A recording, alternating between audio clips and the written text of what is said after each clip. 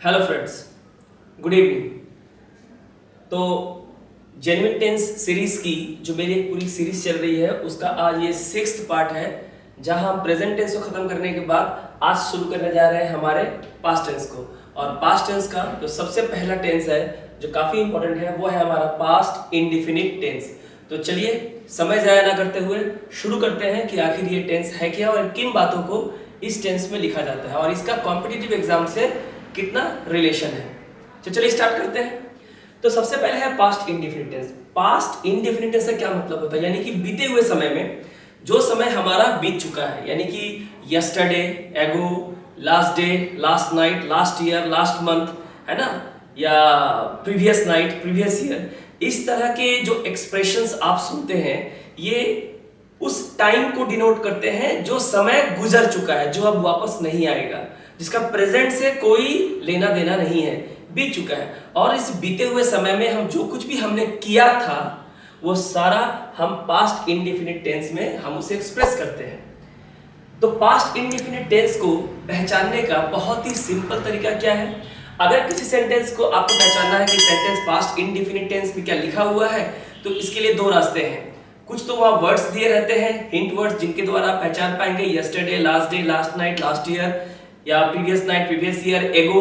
और दूसरा जो सबसे इंपॉर्टेंट पार्ट है वो है आपका, यहाँ पे वर्ब की सेकेंड फॉर्म हम यूज करते हैं। यहाँ पे जो हमारा मेन वर्ब है उसका पास्ट फॉर्म यानी कि सेकेंड फॉर्म वर्ब की हम यूज करते हैं। तो सबसे पहले देख लेते हैं इसका कंस्ट्रक्शन क्या है।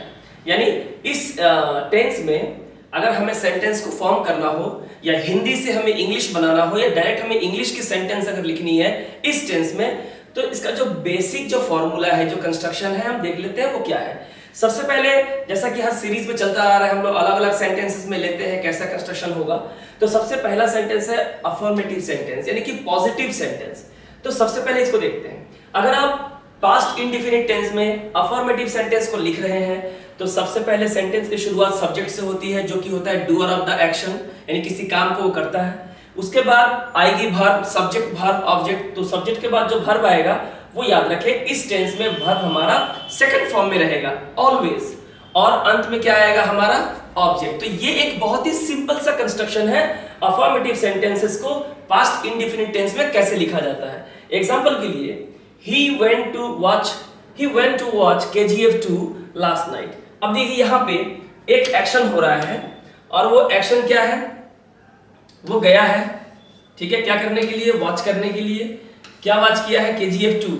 टाइमिंग क्या दिया है आपका, लास्ट नाइट। जब भी आपको लास्ट के साथ किसी तरह का टाइमिंग दिया रहेगा, last day, last night, last year, last month, है ना, तो यहाँ पे हमें ये समझना होगा कि सेंटेंस हमारा पास्ट इंडेफिनिट टेंस में लिखा गया है। और अगर पास्ट इंडेफिनिट टेंस में लिखा गया है, सबसे पहले हमें एक सब्जेक्ट की जरूरत है, उसके बाद जो वर्ब है, ये देखिए जो वेंट है, ये हमारा जो बेसिक फॉर्म है वर्ब की फर्स्ट फॉर्म गो, उसका सेकंड फॉर्म है गो का पास्ट टेंस वेंट। किस लिए गया था, देखने के लिए, टू वॉच। इसे हम लोग इन्फिनेटिव वर्ब कहते हैं, इन्फिनेटिव वर्ब कहते हैं जहां टू के साथ हम वर्ब की फर्स्ट फॉर्म को यूज करते हैं। So he went to watch KGF 2 last night. ये हुआ अफर्मेटिव सेंटेंस का बहुत ही बेसिक कंस्ट्रक्शन, बेसिक स्ट्रक्चर जो आपको फॉलो करना है।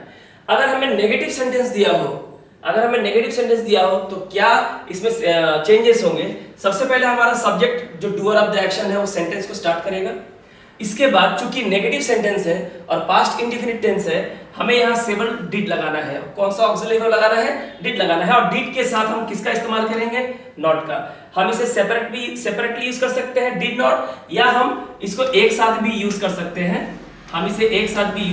हैं, डिडंट, हम ऐसे भी यूज कर सकते हैं। तो subject plus did plus not, और एक बार आपने डिड का इस्तेमाल कर लिया तो उसके बाद आपका जो मेन वर्ब जो सेकंड फॉर्म में था वो अपने बेस फॉर्म यानी कि प्रेजेंट फॉर्म में आ जाएगा। क्यों, मैंने पहले अपने वीडियो में बताया कि जब भी आप सेंटेंस में इस तरह के ऑक्सिलरी वर्ब डू, डज या डिड का इस्तेमाल करते हैं तो इसके बाद जो मेन वर्ब आती है वो हमेशा फर्स्ट फॉर्म में होती है, जो मैंने प्रेजेंट इंडेफिनिट टेंस से मैंने आपको बताया था। तो जब डिड क्या होता है, डिड होता है डू की सेकंड फॉर्म। डू हमारा फर्स्ट फॉर्म होता है, डिड हमारा सेकंड फॉर्म होता है। हम ऑलरेडी ऑक्सिलरी वर्ब को पास्ट टेंस में लिख चुके हैं सेकंड फॉर्म में, तो हमारा जो मेन वर्ब होगा वो हमेशा प्रेजेंट फॉर्म में होगा। ये हमेशा याद रखें। ऐसा नहीं कि आपने यहाँ डिड दे दिया और उसके बाद फिर से आपने वर्ब को सेकंड फॉर्म में लिखा, ऐसा बिल्कुल भी ना करें। डिड लगाने के बाद मेन वर्ब आपकी हमेशा फर्स्ट फॉर्म में आएगी। उसके बाद हमारा आएगा ऑब्जेक्ट। ये हो गया हमारा नेगेटिव सेंटेंस का कंस्ट्रक्शन। अगर इसी सेंटेंस को अगर हमें इस नेगेटिव सेंटेंस के कंस्ट्रक्शन में लिखना, क्या लिखेंगे? हमारा ही था, ही आ गया, यहाँ हमारा वेंट है और हमें इसे नेगेटिव सेंटेंस में लिखना है, तो वेंट को हम क्या में कन्वर्ट करेंगे? सबसे पहले आ जाएगा डिड नॉट, यानी डिड हमारा सेकंड फॉर्म में आ गया और यहाँ वेंट जो सेकंड फॉर्म में था ये हमारा फर्स्ट फॉर्म में आ जाएगा। किस फॉर्म में आ जाएगा? फर्स्ट फॉर्म में। देखिए डिड के साथ हमारा वर्ब फर्स्ट फॉर्म में है, बहुत इंपॉर्टेंट है, इस चीज को ध्यान रखें। इस पे काफी एरर फाइंडिंग क्वेश्चंस आते हैं। तो बाकी सब हमारा सेम रहेगा, बाकी कोई चेंजेस नहीं होगा। He did not go to watch KGF2 last night, पिछले रात वो KGF2 देखने नहीं गया था। बस सेंटेंस को हमें नेगेटिव कंस्ट्रक्शन में कैसे करना है, इसके लिए हमें याद रखना है कि हमें डिड नॉट, यानी डिड नाम के ऑक्सिलरी वर्ब जो इस टेंस में इस्तेमाल होता है, और नॉट का इस्तेमाल करेंगे वर्ब के फर्स्ट फॉर्म के साथ। अब आगे बढ़े।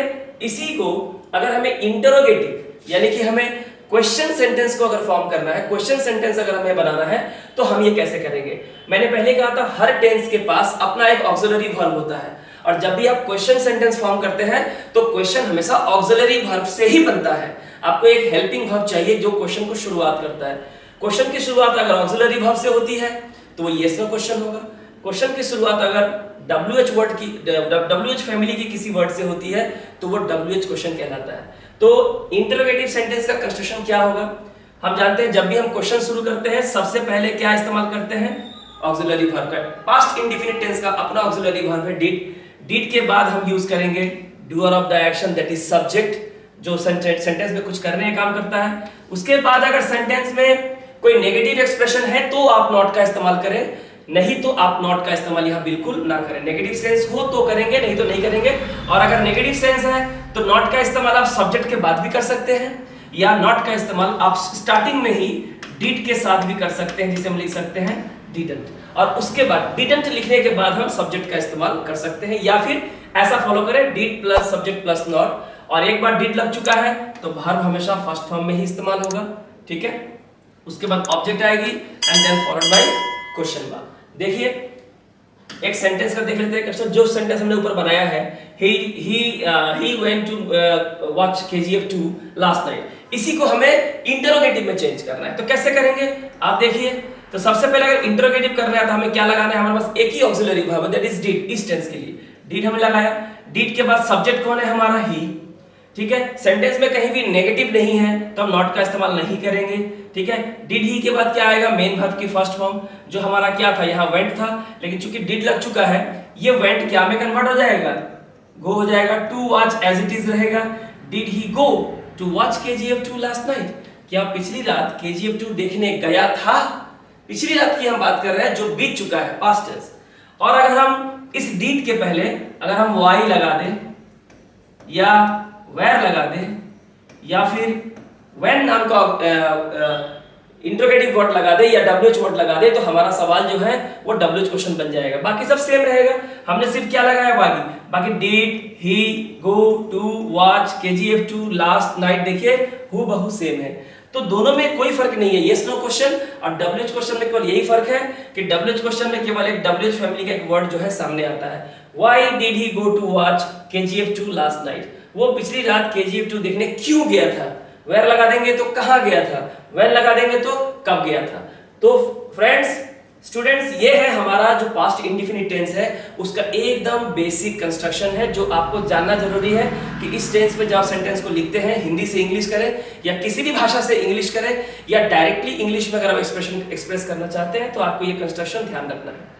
आगे बढ़े। आई होप आपको ये समझ में आ गया होगा। Words often used in this tense, इस टेंस में अमूमन जो वर्ड यूज होते हैं जिसको देख के आप पहचान पाएंगे कि हाँ हमारा सेंटेंस जो है वो इस टेंस में लिखा जाएगा। जैसे कि यस्टरडे यानी कि बीता हुआ जो समय था, last day, last month, last year, last hour, जो लास्ट के साथ जो हम टाइम एक्सप्रेशन यूज करते हैं ये सब पास्ट इंडेफिनिट टेंस को डिनोट करते हैं। इसके अलावा हम आगे आ जाए तो हमारा है previous day, previous month, previous year, previous night, जो लास्ट की तरह ही सेम एक्सप्रेशन है, जो बीता हुआ दिन है, रात है, समय है, साल है, हम उसके बारे में बात कर रहे हैं जो ऑलरेडी बीत चुका है। एगो का इस्तेमाल भी हम इसी टेंस में करते हैं। तो ये कुछ ऐसे हिंट वर्ड्स हैं जिन्हें अगर आप सेंटेंस में देखते हैं तो आपको समझना होगा कि that you have to write those sentences in past indefinite tense. Okay, अब देखते हैं इसका सबसे important part, that is application and uses. इसका जो पहला एप्लीकेशन है जो बहुत ही सिंपल है, जो मैंने स्टार्टिंग में मैंने आपको बताया है, this tense is used to express specific activities happened in past. यानी बीते हुए समय में, जो समय बीत चुका है, पास्ट का हिस्सा हो चुका है, उसमें हम जो कुछ भी हमने किया था, जो कुछ हम कर चुके हैं, उसे हम पास्ट इंडेफिनिट टेंस में एक्सप्रेस करते हैं। जैसे I got up at 5 o'clock yesterday and took my breakfast। अब देखिए यहाँ पे हमें कैसे पता चला कि ये सेंटेंस पास्ट इंडेफिनिट टेंस में। देखिए कई सारे तरीके हैं, हम केवल प्लेन एक सेंटेंस लेके ये नहीं कह सकते कि सेंटेंस को आप पास्ट इंडेफिनिट टेंस में लिख दीजिए। आगे बताऊंगा मैं कैसे रेफरेंस के जरिए, सिचुएशनल सेंटेंसेस के जरिए आपको समझना पड़ता है कि यहाँ पे 12 में से किस टेंस को हमें यूज करना है। यहाँ हमें दिया हुआ है यस्टरडे, यानी कि हम बीते हुए दिन की बात कर रहे हैं, तो हमारा पूरा सेंटेंस हमारा पास्ट टेंस में होगा। हमें पूरे सेंटेंस में PGS that is parallel grammatical structure हमें मेंटेन करके चलना होगा, टेंस एक ही मेंटेन करना होगा। देखिए यहाँ पे गेट वर्ब की फर्स्ट फॉर्म है, हमने क्या इस्तेमाल किया है, गॉट। वर्ब की सेकंड फॉर्म हम जानते हैं टेक, वर्ब की फर्स्ट फॉर्म है, हमने इस्तेमाल किया है टूक, जो वर्ब की सेकंड फॉर्म है। यानी I got up at 5 o'clock yesterday, मैं कल 5 बजे सवेरे उठा था, एंड टूक माय ब्रेकफास्ट, और मैंने अपना नाश्ता किया था। So both the activities happened in the past, that is yesterday। पिछले दिन हुआ था दोनों काम, सुबह उठना और नाश्ता करना पिछले दिन हो चुका था, क्योंकि ये yesterday से पता चलता है, इसलिए हम दोनों वर्ब को हमने वर्ब के सेकंड फॉर्म में हमने यूज किया है, पास्ट इंडेफिनिट टेंस में हमने यूज किया है। आगे देखिए यहाँ भी हमने क्या लगाया है, हमने क्या लगाया है, yesterday।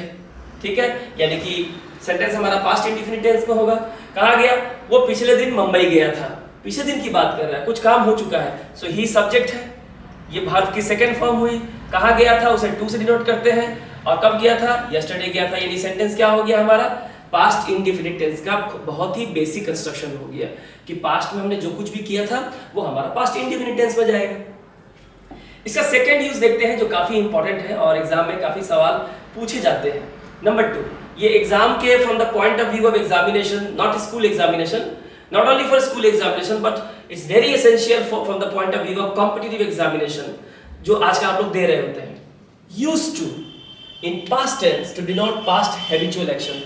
मैंने present indefinite tense से बताया था कि आपकी जो आदत है, जो अभी भी वो आदत बनी हुई है, repeated activity, habitual activity, regular activity, हम इन सभी बातों को present indefinite tense में लिखते हैं। लेकिन एक आदत ऐसी भी होती है जो अब तो नहीं है लेकिन पास्ट में थी, यानी बीते हुए समय में कुछ करने का हमारा आदत था, एक हैबिचुएटेड थे। I have been habituated of doing something in the past but not doing in the present moment. हम प्रेजेंट में तो वो नहीं कर रहे हैं आदमी, लेकिन पास्ट में हमारी आदत थी। तो पास्ट हैबिचुअल एक्शन को डिनोट करने के लिए हम यूज्ड टू का इस्तेमाल पास्ट इंडेफिनिट टेंस में करते हैं। For example, Gandhi ji used to spend in the evening with his wife. Gandhi ji शाम को अपनी पत्नी के साथ चरखा चलाया करते थे, अब नहीं चलाते हैं, पास्ट की हैबिट थी। तो यहाँ पे हम लोग क्या यूज करेंगे, हम लोग यहाँ पे यूज करेंगे यूज्ड टू। हम लोग क्या यूज करेंगे, हम लोग यूज करेंगे used to. I used to play cricket with my friends in my childhood. बचपन में मैं अपने दोस्तों के साथ क्रिकेट खेला करता था। That means I was habituated of playing cricket with my friends when I was a child। जब मैं बच्चा था तो मैं अपने दोस्तों के साथ क्रिकेट खेला करता था, यानी अब नहीं खेलता हूं। ये आदत मेरी पास्ट की थी। तो पास्ट के किसी भी आदत को used to की एक्सप्रेशन के जरिए पास्ट इंडेफिनिट टेंस में लिखना है। आई होप आपको ये सेकंड इसका यूज क्लियर हो गया होगा। अब जो सबसे इंपॉर्टेंट, जो आपके कॉम्पिटिटिव एग्जाम के दृष्टिकोण से इसका काफी इंपॉर्टेंट है, वो हम लोग देख लेते हैं।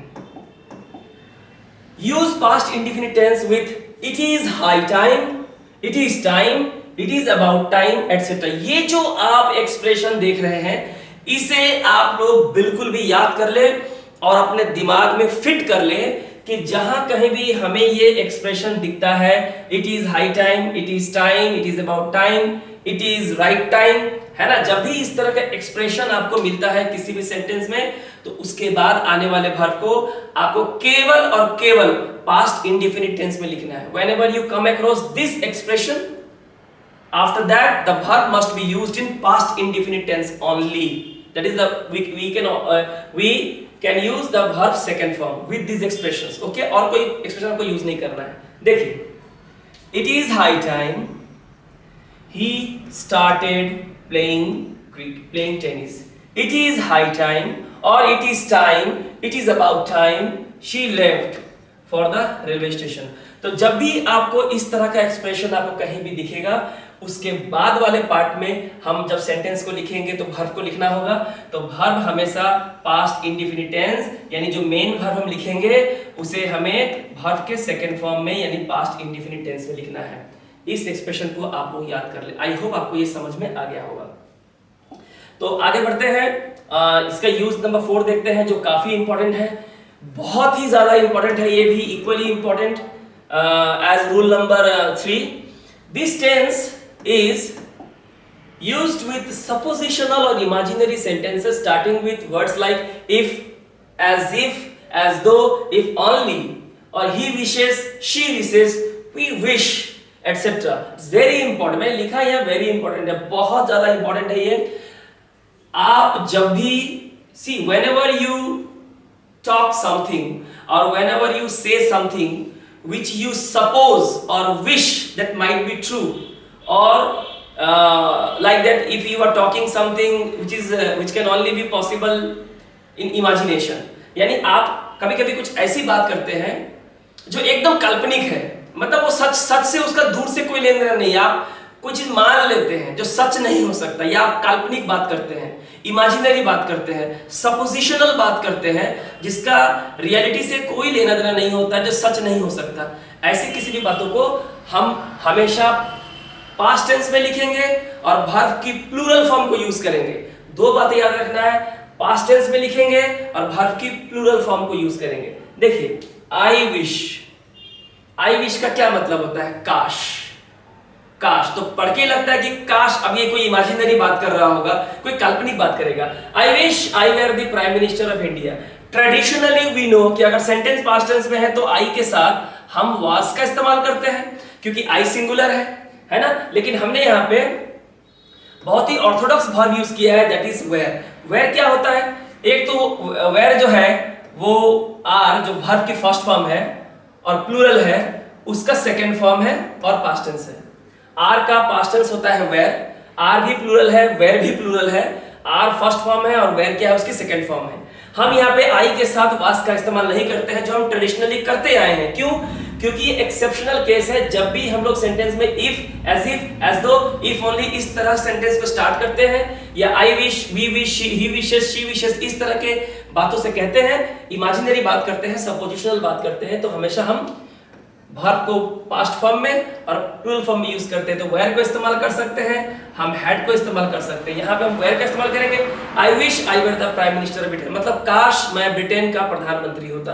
तो आपके ऐसे बोलने से तो प्रधानमंत्री नहीं हो जाएंगे, यानी आप यहाँ पे एक इमेजिनरी बात कर रहे हैं, काल्पनिक बात कर रहे हैं, जो सच नहीं हो सकता है, सच से कोई लेन देन नहीं है दूर दूर तक। इसलिए यहाँ पे हम लोग वर्ब की सेकंड फॉर्म, पास्ट टेंस और प्लूरल फॉर्म में यूज करेंगे। भले ही यहाँ पे आई है, this is very important. He talks, वो बात करता है, as though, ऐसे, मतलब वो ऐसे बात करता है जैसे he were my boss, जैसे कि वो मेरा बॉस हो।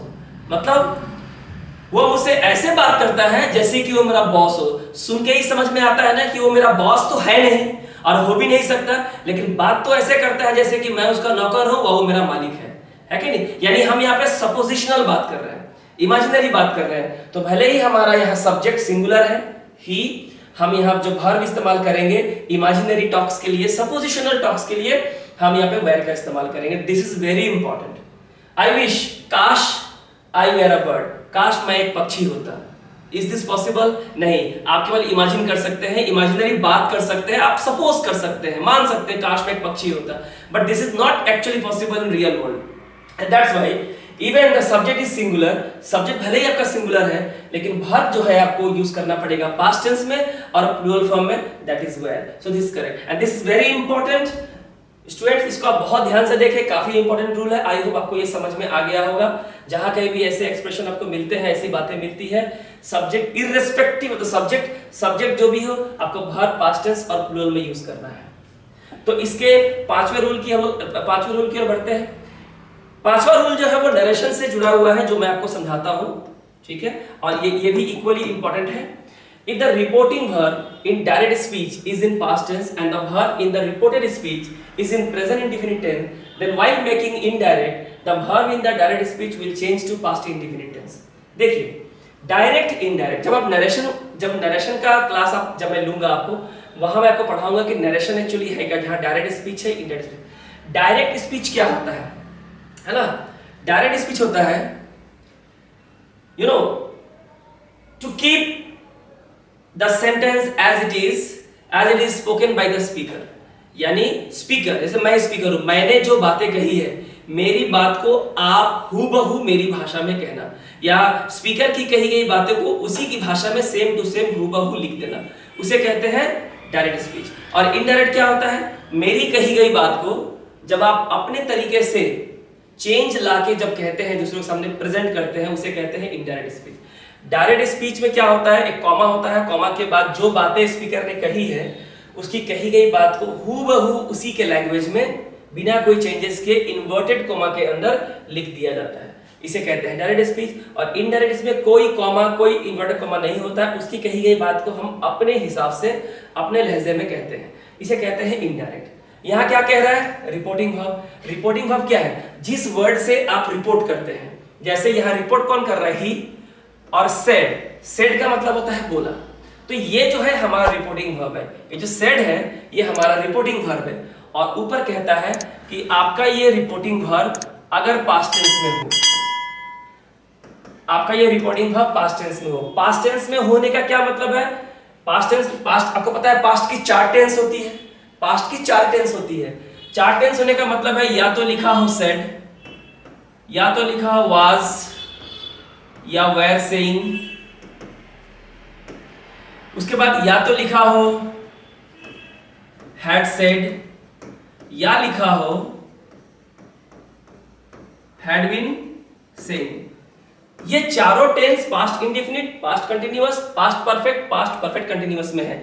यानी ये जो रिपोर्टिंग वर्ब है जिससे हम कुछ रिपोर्ट करते हैं, कुछ कहते हैं, अगर ये इन चारों में से किसी भी टेंस में हो, मतलब पास्ट टेंस में हो, तो रिपोर्टेड स्पीच में क्या चेंजेस करेंगे? रिपोर्टेड स्पीच में अगर वर्ब की सेकंड फॉर्म है, यानी मेन वर्ब की सेकंड फॉर्म है, तो उसे जब इनडायरेक्ट में कन्वर्ट करेंगे तो उसे हम सेकंड फॉर्म में कन्वर्ट कर देंगे। वर्ब की फर्स्ट फॉर्म मतलब प्रेजेंट इंडेफिनिट टेंस, और प्रेजेंट इंडेफिनिट टेंस क्या में चेंज होगा? वर्ब की सेकंड फॉर्म यानी पास्ट इंडेफिनिट टेंस, यानी प्रेजेंट इंडेफिनिट टेंस को पास्ट इंडेफिनिट टेंस में चेंज करना है, मतलब वर्ब की फर्स्ट फॉर्म को वर्ब की सेकंड फॉर्म में चेंज करना है। ये बहुत इंपॉर्टेंट है। एग्जांपल देखिए, he said I want to write a story, उसने कहा मैं एक कहानी लिखना चाहता हूं, ठीक है, डायरेक्ट स्पीच है। अभी आप देखिए ये जो हमारा रिपोर्टिंग वर्ब है ये हमारा पास्ट टेंस में है, और ये रूल तभी अप्लाई करना है जब ये पास्ट टेंस में हो।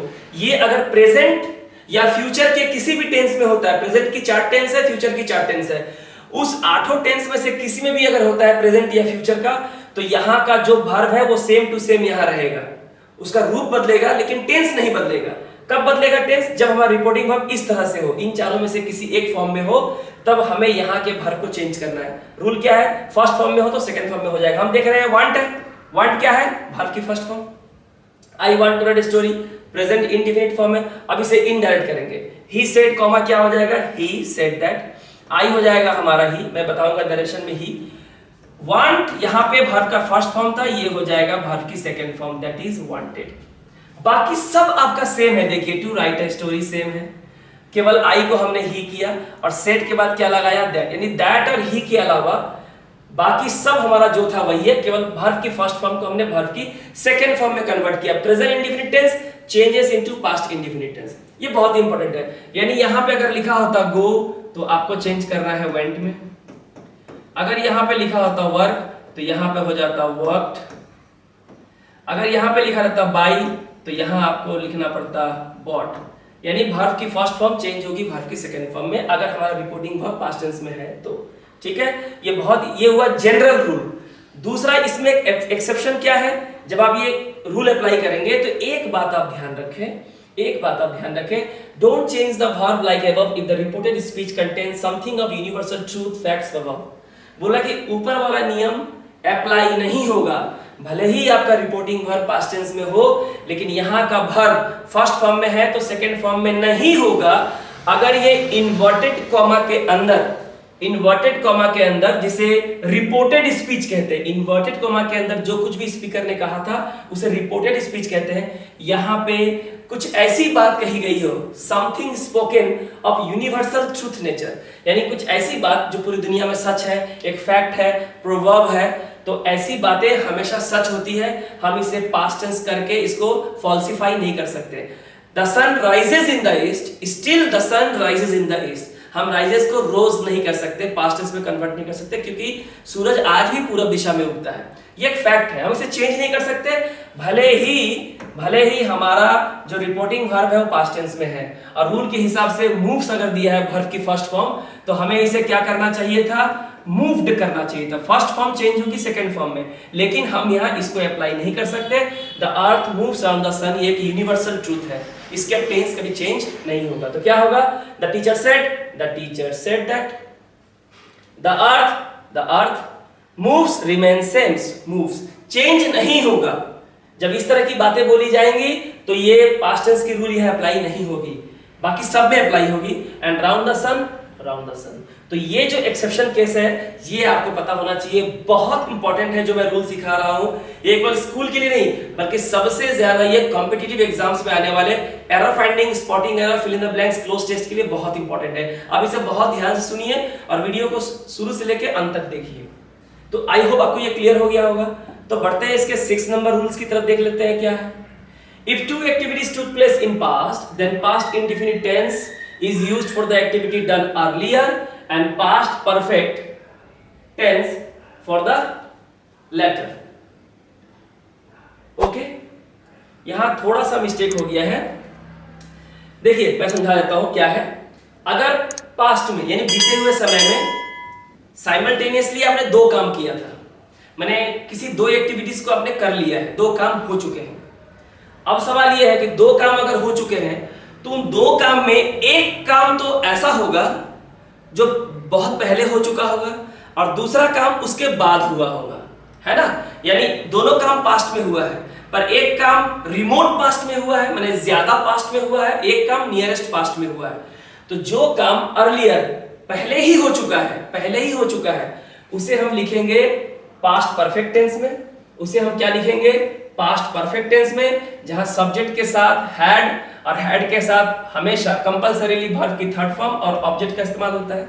और जो काम उसके बाद हुआ है, जो काम नियरेस्ट पास्ट में हुआ है, उसके लिए पास्ट इंडेफिनिट टेंस मतलब वर्ब के सेकंड फॉर्म का इस्तेमाल करेंगे। अब एग्जांपल देखिए, आपको समझ में अभी आ जाएगा। The patient had died before the doctor came. Doctor के आने से पहले रोगी मर चुका था। अब देखिए, रोगी मर भी गया है और डॉक्टर आया भी है, 2 काम हुए हैं। लेकिन आप बताइए सबसे पहले क्या हुआ है? सबसे पहले रोगी मर चुका था, उसके बाद डॉक्टर आया है। यानी रोगी के मरने का काम पास्ट में जब पहले हो चुका था, उसके मरने के बाद डॉक्टर आए हैं। दोनों काम हुआ है लेकिन रोगी का मरना पहले हुआ है। तो जो काम पहले हुआ है वो चली जाएगी पास्ट परफेक्ट टेंस में। तो हम क्या लिखेंगे, द पेशेंट हैड के साथ डाई का जो फर्स्ट फॉर्म है उसकी थर्ड फॉर्म को इस्तेमाल करेंगे। और उसके बाद जो घटना घटी है डॉक्टर का आना, वहां हम वर्ब की सेकंड फॉर्म यूज करेंगे, बिफोर द डॉक्टर कम है, कम का सेकंड फॉर्म क्या होगा, केम। तो याद रखिए, पास्ट में अगर 2 घटनाएं घटी है, जो पहले हो चुकी है रिमोट पास्ट में, ज्यादा पास्ट में घटी है, पास्ट परफेक्ट टेंस हैड के साथ वर्ब की थर्ड फॉर्म। जो काम नियरेस्ट पास्ट उसके बाद हुई है वो हो जाएगा past indefinite, that is verb की सेकंड फॉर्म। और एग्जांपल लेते हैं, the train had left before you reach the station. तुम्हारे स्टेशन पहुंचने के पहले ट्रेन जा चुकी थी, यानी ट्रेन चली भी गई है और आप स्टेशन पहुंचे भी हो। लेकिन पहले क्या हुआ है, ट्रेन का जाना, ट्रेन पहले गई है उसके बाद आप पहुंचे हो, दोनों पास्ट में हो चुकी है। तो जो पहले हुआ है वो पास्ट परफेक्ट में जाएगा। द ट्रेन हैड के साथ वर्ब की third form leave, left, left. The train had left before you, और यहाँ वर्ब की सेकंड फॉर्म रीच का second form reached the station. तो जो बाद में हुई है वो वर्ब की सेकंड फॉर्म में यानी कि पास्ट इंडिफिनिट में जाएगी, जो काम पहले हुई है वो पास्ट परफेक्ट में जाएगा। आई होप आपको समझ में आ गया होगा। The student entered the class after the teacher had delivered the lecture. Student जो है entered the class after the teacher had delivered the lecture, यानी कि स्टूडेंट क्लास के अंदर आया। कब आया? टीचर के लेक्चर डिलीवर कर देने के बाद। टीचर ने अपना क्लास ले लिया था, उसके बाद स्टूडेंट क्लास के अंदर आया है। तो दोनों घटनाएं घट गई है, लेकिन पहले क्या हुआ है? टीचर का लेक्चर लेना हो चुका था, उसके बाद वो क्लास के अंदर घुसा है। तो जो काम पहले हो चुका है वो हैड के साथ वर्ब की थर्ड फॉर्म में चला जाएगा, यानी पास्ट परफेक्ट टेंस में। बच्चा उसके बाद क्लास के अंदर आया है, तो यहाँ वर्ब की सेकंड फॉर्म एंटर का सेकंड फॉर्म एंटर का इस्तेमाल होगा, पास्ट इंडिफिनिट का इस्तेमाल होगा। The show had started when we got there. जब हम वहां पहुंचे, शो शुरू हो चुकी थी। तो शो पहले ही शुरू हो चुका था, उसके बाद हम पहुंचे हैं। तो चूंकि शो का शुरू होना पहले हुआ है, हैड के साथ वर्ब की थर्ड फॉर्म इस्तेमाल होगा। उसके बाद हम पहुंचे हैं, नियरेस्ट पास्ट में जो काम हुआ वर्ब की सेकंड फॉर्म यानी गेट का सेकंड फॉर्म गॉट का इस्तेमाल होगा। तो आई होप आपको ये बहुत इंपॉर्टेंट रूल क्लियर हो गया है कि whenever two activities took place in the past, the one which has already been done in the remote past must be written in the past perfect tense, and that part which is and that verb which has been done in the nearest past, ठीक है, उसे हम लोग past indefinite tense में लिखेंगे, जो मैंने example में बताया। आई होप आपको क्लियर हो गया होगा। तो हम लोग अब आगे देखते हैं। अब ये टेंस खत्म होने वाला है, इसका लास्ट यूज है, उसके कुछ क्वेश्चंस को देखेंगे, उसके बाद आपका ये वीडियो खत्म हो जाएगा। Number 7, past indefinite tense is used for the work took place while an activity was going on in past. We use past continuous tense for the activity going on in the past. कह रहा है यहां भी past में दो काम हो रहा है। एक काम कह रहा है कि जिस समय एक काम हुआ, एक काम हो चुका था, उस समय दूसरा काम प्रोसेस में था, दूसरा काम चल रहा था, यानी स्टार्ट हो चुका था पास्ट में लेकिन खत्म नहीं हुआ था। पास्ट में ही, प्रेजेंट में तो हो ही नहीं रहा है, पास्ट में ही शुरू हुआ था और पास्ट में ही कुछ समय के लिए वो काम चल रहा था, जब जिस समय दूसरा काम हो चुका था। For example, when I was singing Ayushman arrived. ठीक है, कभी कभी ऐसा होता है कि आप घर में गाना गा रहे होते हैं और उसी समय आपका दोस्त आ गया, यानी जिस समय आपका दोस्त आया उस समय आप गाना गा रहे थे इन द पास्ट। तो जो काम आप पास्ट में कर रहे थे कंटिन्यूअस प्रोसेस में, वो चला जाएगा पास्ट कंटिन्यूअस टेंस में। वो क्या में जाएगा? पास्ट कंटिन्यूअस टेंस में जाएगा। पास्ट कंटिन्यूअस टेंस में जो इसके बाद वाला टेंस हम पढ़ाने वाले हैं, वहां वाज और वेयर के साथ जो मेन वर्ब है उसके फर्स्ट फॉर्म में आईएनजी का इस्तेमाल होता है, यानी कि वाज के साथ आईएनजी और वेयर के साथ वर्ब में आईएनजी। और जो काम हुआ उस समय उसे लिखते हैं वर्ब के सेकंड फॉर्म में, यानी कि पास्ट इंडेफिनिट फॉर्म में। तो देखिए, व्हेन आई वाज सिंगिंग, जब मैं गाना गा रहा था, यानी ये काम कंटिन्यू चल रहा था पास्ट में, तो ये चला गया पास्ट कंटिन्यूअस टेंस में। आई के साथ सिंगुलर में वाज, अब सिंग में आईएनजी। आयुष्मान अराइव, उस समय आयुष्मान पहुंचा। ठीक है।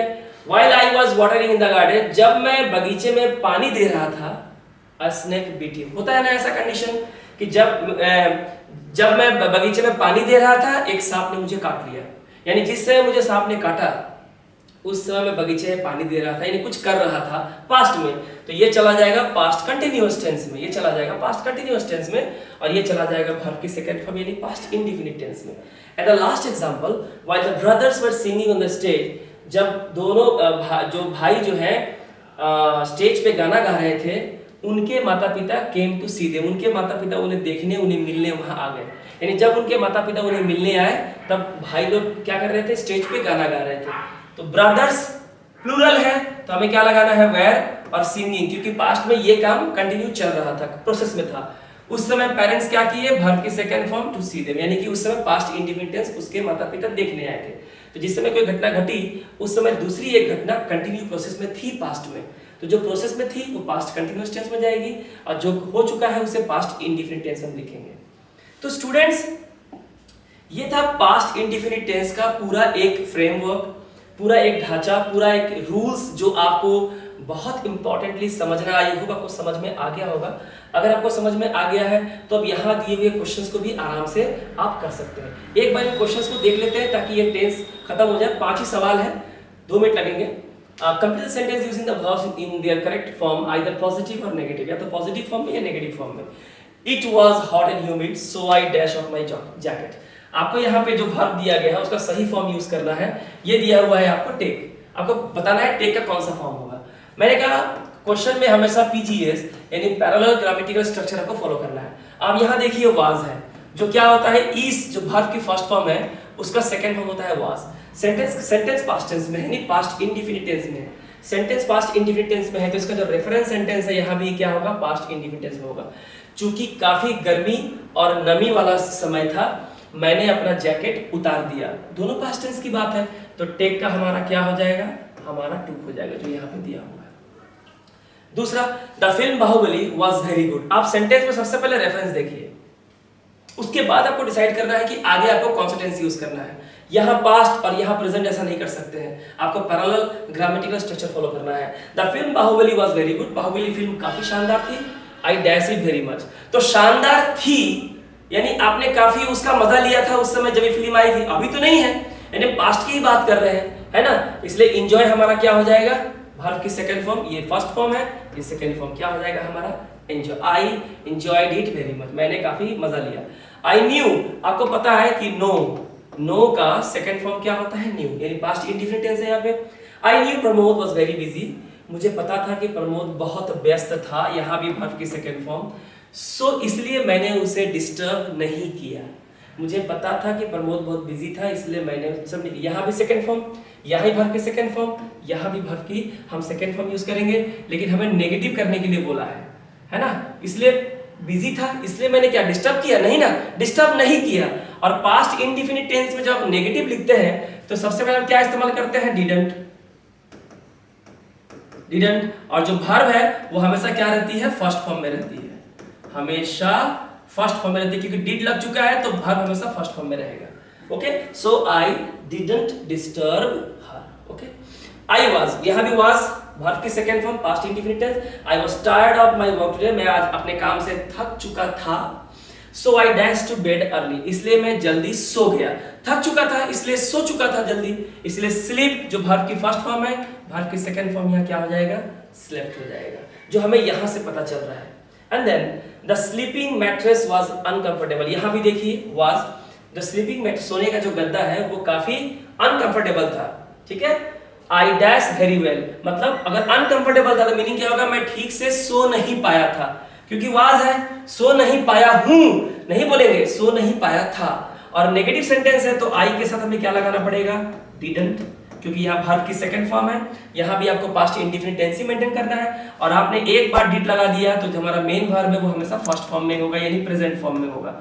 तो क्या हो गया, I didn't sleep well. So friends, I hope कि आज का ये जो क्लास है यानी पास्ट इंडेफिनिट टेंस में जो मैंने क्लास लिया है, आई होप कि आपको ये क्लास, ये जो टेंस काफी इंपॉर्टेंट टेंस है, आपको समझ में आया होगा। ये आज की 6th सीरीज है, जेन्युइन टेंस की जो सीरीज चलती आ रही है इसका वो 6th पार्ट है। बाकी 5 पार्ट मैंने YouTube पे अपलोड कर दिए हैं, जिन लोगों ने नहीं देखा है वो पहले वो वीडियो जरूर देखें ताकि उनको ये टेंस भी समझ में आ जाए, ठीक है। और ये कॉम्पिटिटिव एग्जाम के दृष्टिकोण से from the point of view of competitive examination like SBI, ECGC, okay, RBI, grade B, जितने भी हाई लेवल एग्जामिनेशन है उनको ध्यान में रखते हुए काफी डिटेल में आपको पढ़ाया जा रहा है। वीडियो थोड़ा सा लेंदी है, लंबा है, लेकिन आप समय ना देखें, आप ये देखें कितना लंबा बना है, आप ये देखें कि इसमें कंटेंट क्या है और आपको इस वीडियो के कंटेंट से कितना कुछ सीखने को मिल रहा है। जो मैंने अपने पहले वीडियो में बोला था कि लाइफ टाइम गारंटी है, 1000% गारंटी है कि ये वीडियो सीरीज देख लेने के बाद जेन्युइन टेंस की सीरीज जो स्टूडेंट्स देखेंगे शुरू से अंत तक, उनको लाइफ में दोबारा कभी टेंस की किसी और वीडियो को देखने की जरूरत नहीं होगी। इस बात की गारंटी है काबिल एकेडमी की, इस बात की मैं गारंटी लेता हूं। और ये जब टेंस की सीरीज खत्म हो जाएगी उसके बाद जब मैं इसका एप्लीकेशन बनाऊंगा क्वेश्चंस के ऊपर, वो एकदम शानदार होगा, जो एग्जाम्स में आए हुए क्वेश्चंस को लेंगे टेंस पे बेस करके आपके टेंस के कॉन्सेप्ट को हमेशा के लिए क्लियर कर देगा। तो आज के लिए इतना ही पास्ट इंडेफिनिट टेंस। इसके अगले वाले 7th नंबर सीरीज में मैं पास्ट कंटिन्यूअस टेंस को लेके आऊंगा, जहां मैं पास्ट कंटिन्यूअस टेंस को डील करूंगा। तब तक के लिए थैंक यू।